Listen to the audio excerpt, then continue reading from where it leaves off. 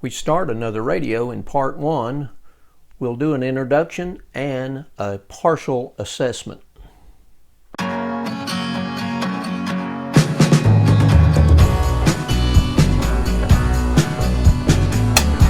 Ouch!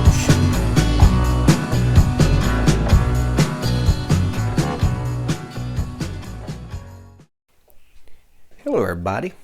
We're ready to start another project. And what you see before you is a 1936 Montgomery Ward airline, model number 62315. It's a 2-band radio. It covers the broadcast band from 535 to 1720 kilocycles. And then the shortwave band is 2280 to 6600 kilocycles.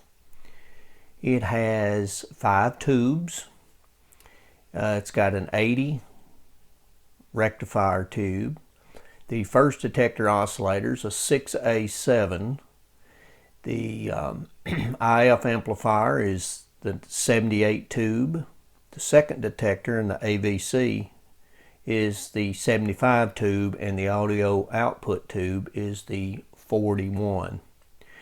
So this video is basically just an introduction and an assessment thereof. So let's look at the positive things to start with. We have all the knobs here. That's a plus. One of the positives, the escutcheon is in really good shape. One of the downsides is that the dial itself has got a crack in it. Now, they do make a reproduction of that, but can we fix that so that it looks halfway decent? Don't know. We'll see. The structure of the radio itself is good. The cabinet is in really good shape. Other than the finish, let's look at the bright side. Won't have to refinish it because there's no finish to We'll just have to finish it. There is a bolt missing here. We'll have to, I don't know if we can come up with one that matches, but maybe we can reproduce one. We'll see. Let's go to the back side. And I think one of the other things is the dial string is off, so we'll have to restring it too. Let's go to the back and look at it. See what we have. We have some aluminum foil on the end of a wire. Now, if that was the antenna they used, I'm going to have to see if that works. Let's see, the power cord doesn't look that bad. I don't know if you can see it or not. This, if you'll remember, I mentioned on the last and the challenge that it's going to have to, one of my challenges.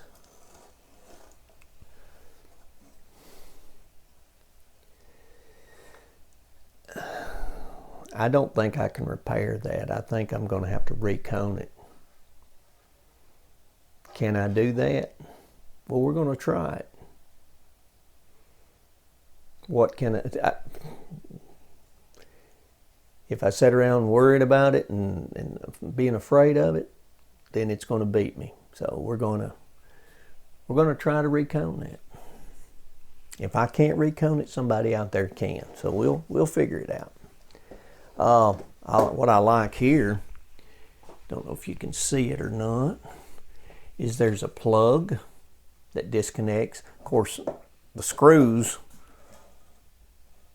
I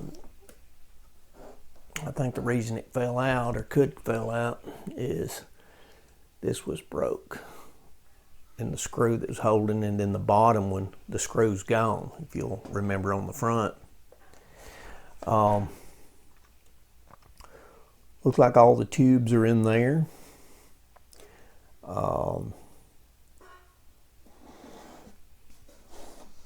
Let's see, what else got the good 62 315, your RMA. Got a tube shield. I don't think that's the tube shield that went on it, but that's okay. I see critters. They're all dead back in there, but ouch. But what do you say we pull this stuff out? What do you think? Oh, another thing, let's look in here.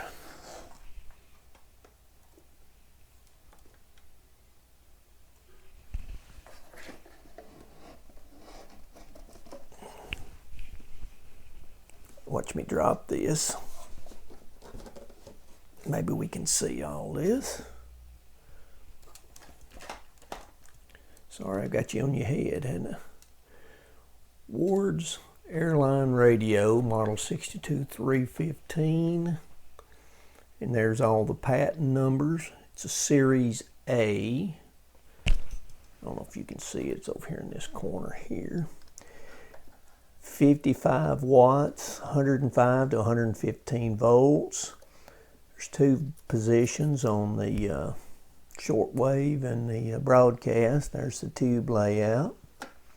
It's the same as on my schematic. So let's take this.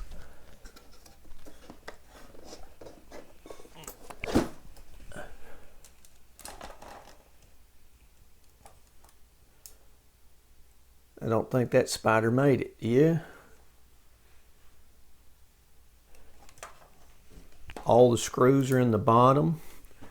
One of the trim pieces is missing, so we'll have to fabricate that. We'll have to reproduce that. So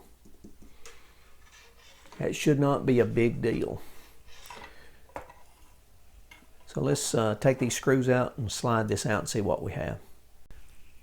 One of the first things, let's try to get this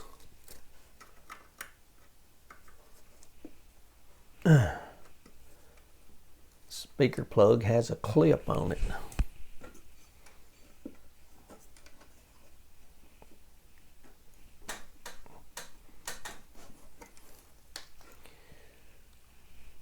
Speaker plug, we'll set that to the side. We don't want to damage that speaker, do we? Here's another thing I've just noticed about the speaker. Look at the screws that they used. I don't believe those are wood screws, but I just, for the life of me, don't believe this may not be the speaker that went in it. It's off center. Looks like maybe somebody has done something to it. All right, we can take those screws out of the bottom.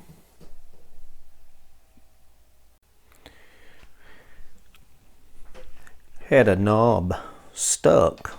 The other two came off really okay. What I end up doing, I tried the Dawn Restore Old Radios method using the glove, and it was just too tight. So what I end up doing, watch me stick it back on, can't get it on. What I end up doing is taking one of these high-priced clamps that Bob, Radio Wild, wanted. Bob, send me your address and I'll send you one. And I put it under here and used it as a fulcrum. And what this was to protect the radio itself, so it did come off. You too can have an antenna like this. Just send $9.99 plus shipping and handling, and I will send you an antenna just like that. There's 3 screws. They've got knurled. I actually turned that. I can't turn that one. But all 3 screws are here, so that's a good thing. looks like this is where either feet had been stuck to it or what, I don't know. But let me get a screwdriver and take that off, and I don't want it to fall out, and so we'll slide it out the back. Something interesting. Took one screw out of the front. Took another screw.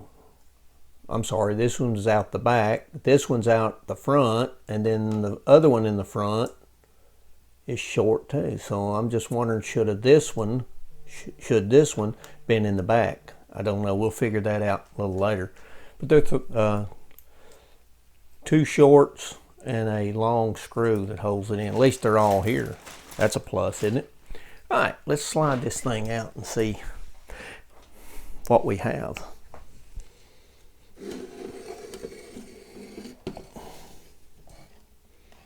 All right, let's explore the cabinet a little bit first. All right, little dirt in there. A few spiders up in this area. They're dead. We've done explored that. Of course, grill cloth is toast. Something was stapled here. Some sort of instructions. It said read carefully. All right, read carefully, whatever that was. And let's see, something just fell. What is this?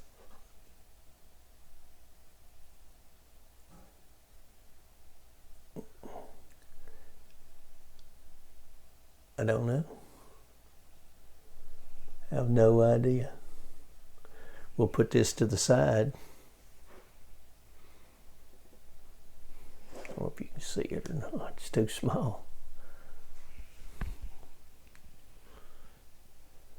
A ruby? No. Don't know. We'll see what it is. Glass is in pretty good shape. Just needs a little cleaning. As far as structure, the only thing I can see is right here. It's going to need some gluing. The other side, it probably wouldn't hurt, but it's not that bad. And then this side over here, it's going to have to be replaced. All right, let's look at this. Okay, there's the dial. As you can see, it's cracked, and I can't get to it. I'll have to take it out to see if I can do anything with it. But have to take the pointer off. I'm not sure how that comes off. I think I'm going to take this outside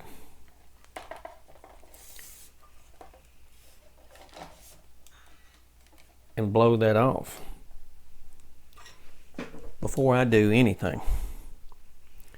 It's fairly nasty, so let's do that. Okay, got it blew off a little bit. I looked under the bottom, guys, but I'll let y'all see it too. Let's see, get a better angle. Oh boy, looks like we have a cherry float going here. These capacitors have no doubt are a little bit shorted or leaky. Not only they were waiting to happen there. Oh, matter of fact, look. That's the first thing we're going to look for right now. Let's check for a transformer. Let's check for transformer right now before we go any further, because blowed that rectifier, that filter out, and this one wasn't far behind it.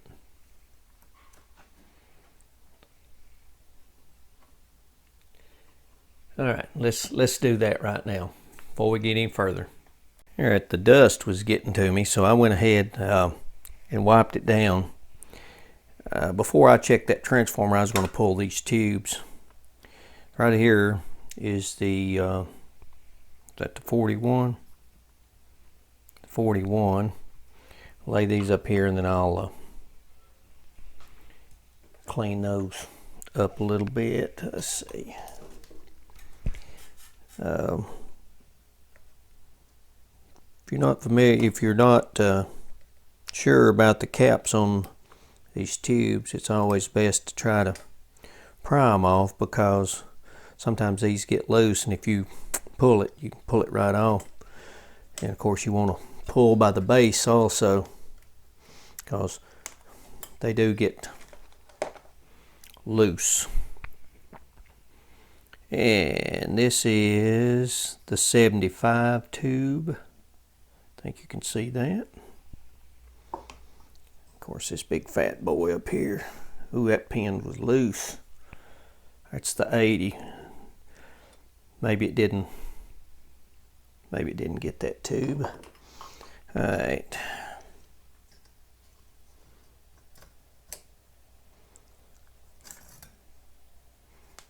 It's not nothing wrong with that. It's just I don't think that's the one that's secure. Let's get down in here. That's our 78. And let's see. Yeah, that's good. Let's see if we can get this out. So it's got to be the 6A7. Does that sound right?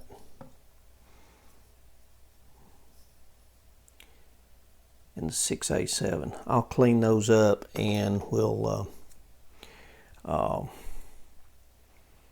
test those. But I want to get underneath here and check that transformer. Let me wipe this down again since I've got room, and I can wipe it down even better with these Clorox wipes. All right. All right, I feel a little better since we got a little of that crud out. Let's tell you what, let's go ahead and just get rid of the power cord. Get that out of our way right off the bat. Go ahead and get the caps, what's left of them.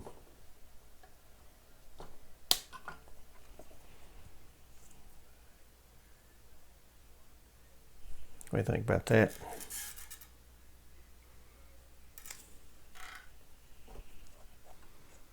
That way we can halfway see.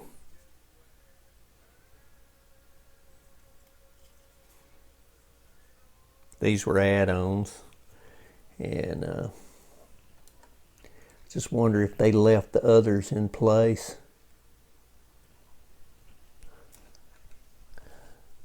Let's see.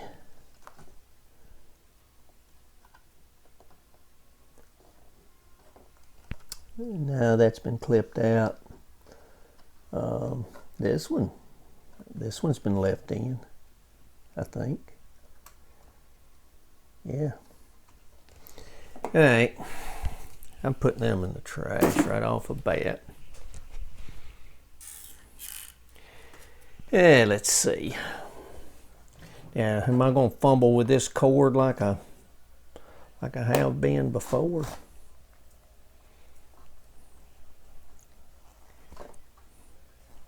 Hey, I learned something from last time, didn't I? Learned something from last time.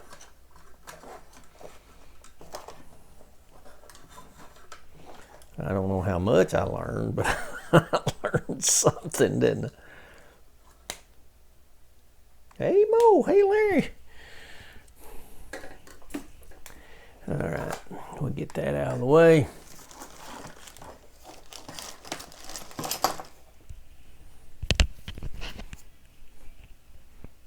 Just throw it in the floor. Floor monster will get it. All right. Our transformer.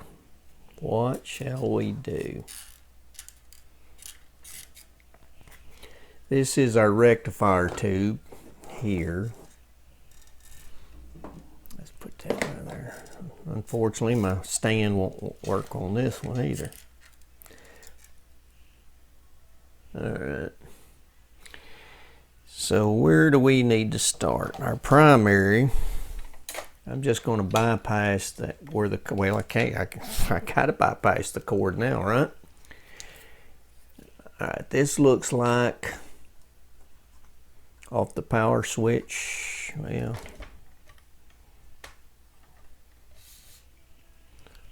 try to get y'all, you guys in view. Here's the power switch. There was the power cord, so this is one side of the primary. And then the other side of the primary should be connected to wherever that cord was. That's right there. Which is, this is the spare pin on the speaker plug. This is the spare. Remember, it's just like on the RCA. So we should have something right around 13 ohms, 13 and a half. Okay, that primary halfway. All right. Let's look down into here.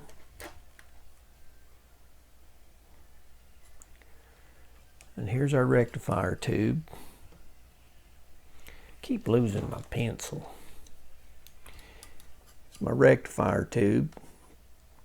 And here's the filament, the larger pins, the filaments. So let's go ahead and check that. Should be low, what, about 0.56, somewhere along in there. Well, you ain't gonna be able to see that, are you?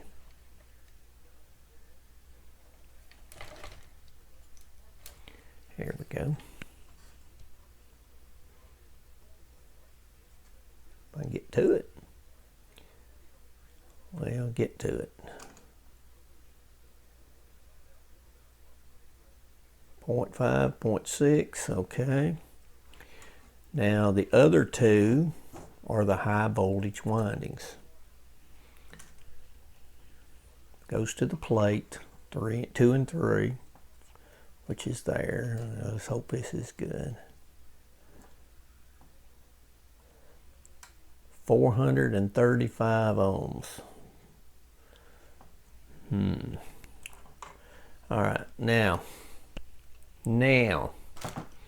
let's look and see if we can find where the center tap goes.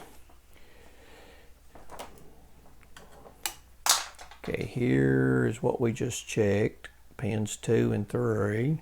And the center tap goes to the bottom of C13, which is a filter cap, which is floating above ground, which goes to the pin that goes to the field coil. All right, so that would be up here to this one. And there was the end of that capacitor. So I believe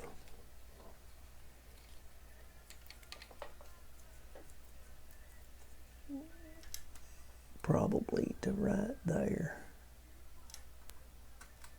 is the center tap. So about half of that 400, 435. There's 206, it's the other half. And there's 229 is the other half. Let's check that center tap to ground. Let's check these others to ground to see if any of the windings grounded out. Okay.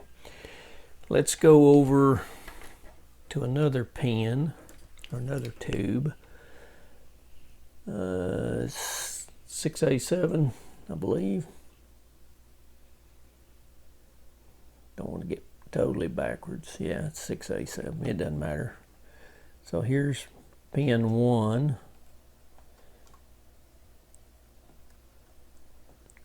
We should have maybe a little bit more since it's 6 volts than that 0.5. Yeah, it's about the same. It's actually lower. I think it's still okay. All right, looks like the transformer's okay. Okay, looks like the transformer's okay. So we're going to end part 1 here. So in the next part, we're going to start doing some more checks as far as the speaker field coil, the IFs, the antenna coil, and the oscillator coil. So, from Larry, from the hills of Tennessee, thanks for watching.